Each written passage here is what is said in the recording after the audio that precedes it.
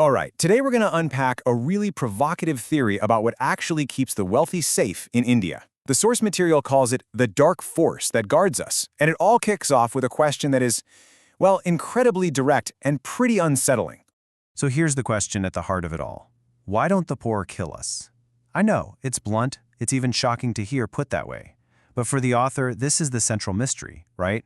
Given the huge wealth gaps, what is the invisible force that's really holding everything together? And look, this isn't some abstract philosophical thought experiment. This fear is based on very real events. The author points to the time when Bollywood star Saif Ali Khan was stabbed by someone who broke into his home. I mean, that sent a shockwave through the country's middle class. The thinking was, if a huge movie star isn't safe inside a fancy apartment, then who is? It made the threat feel very, very real. Okay, so that brings us to this first idea, the illusion of safety. It begs the question, are the wealthy actually as protected as they think they are? The whole theory here is that the obvious things, the gates, the security guards, they might not be the real story at all. This really paints a picture of just how fragile that sense of safety is. The author describes the homes of the affluent as a porous fortress. Think about it. They're surrounded by what he calls a whole phalanx of maids, cooks, gardeners, and drivers. These are strangers, people with their own lives and their own problems that you know nothing about. And the security? It's often more a man on a stool than hard tech. The guards themselves? They were probably farmhands not long ago. So this supposedly secure fortress has people walking in and out all day. What's really stopping them? And here's the pivot. The author writes, our primary protection, the thing that really guards us, is something else. It is not exactly noble, which is also why it works. So right there, he's telling us that the real protection is hidden, and it's something kind of morally gray. So, if it's not the guards on a stool, then what is it? Well, before we get to the big reveal, we first need to understand the official system, or rather, why the author argues it doesn't work. Let's look at his view on the official judicial process, which he basically frames as a failing system. To prove his point, he brings up this powerful example from Mumbai's history. So, in the early 90s, gangsters were running wild. By the mid-90s, these guys had gotten so savvy, they figured out how to completely game the judicial system, even running their criminal empires from inside a prison cell. This system was basically useless against them. And the response? Well, according to the text, in the late 90s, the police just decided to kill them. And this breakdown of the official system is what leads to the author's core thesis. What India cannot do with competent legal systems, it accomplishes in informal ways. See, the argument is that because the formal system broke down, this other unofficial system had to rise up to take its place. And that sets the stage for what he's about to reveal. And here we are, Section 3, The Dark Force Revealed.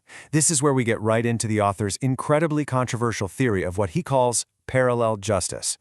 This is the informal system that he claims provides the real answer to that question we started with. The way the author describes where this justice happens is, well, it's pretty chilling. He talks about it taking place, quote, in those unseen rooms where parallel justice is dealt. It just gives you this sense of secrecy, of something happening way outside the bounds of the law, totally hidden from view. So what's the primary tool of this parallel justice? The author says it all comes down to a single term, encounter. And the definition he provides is incredibly stark. He claims that in this context, encounter became a Hindi word for state murder. He leaves absolutely no room for interpretation there.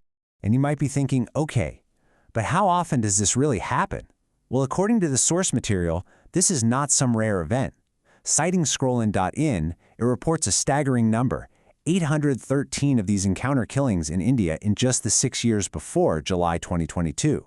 So this isn't being presented as history, it's presented as an ongoing practice. So why? What's the point of this brutality? In the author's view, it's not really about justice for a specific crime. It's about something bigger. The idea is that this brutality raises the stakes for all criminals, creating this incredibly powerful deterrent. The message becomes crystal clear. If you cross a certain line, the court system is the least of your worries. And that fear is the key. And that brings us to the final section, where this whole theory comes together, called an unsettling piece. It's the author's conclusion on the true and, let's face it, deeply disturbing cost of safety. This lays it out perfectly. You've got these two worlds operating at the same time. On one side, you have official justice, It's slow, it's all about procedure, and as we saw, it can be gamed. But then, on the other side, you have what the author calls the dark force, and it's the total opposite: brutal, swift, and designed to be a deadly deterrent. So what's the final takeaway? The author sums it up with this incredibly blunt statement. The brutal side of India is a very heavy price for hurting its upper classes. His argument, basically, is that this violence, this dark force, is the unspoken deal that keeps the social order in place. It's what provides the unsettling peace that answers our very first question. But the author doesn't end with a neat conclusion. Instead, he leaves us hanging with one last, really provocative question about the future. What happens to this delicate, violent balance when things change? He asks, what will happen when India finds it hard to be as brutal as before? And that's the thought we're left with. The idea that this unsettling peace might not be permanent,